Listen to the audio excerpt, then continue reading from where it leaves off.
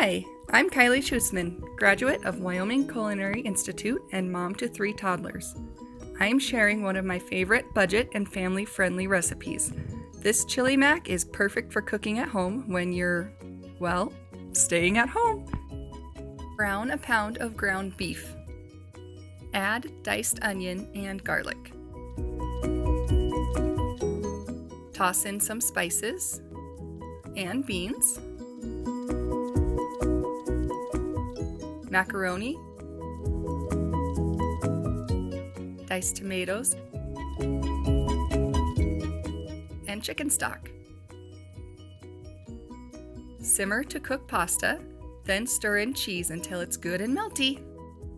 Did I mention I get toddlers to eat this? It's that good. Enjoy!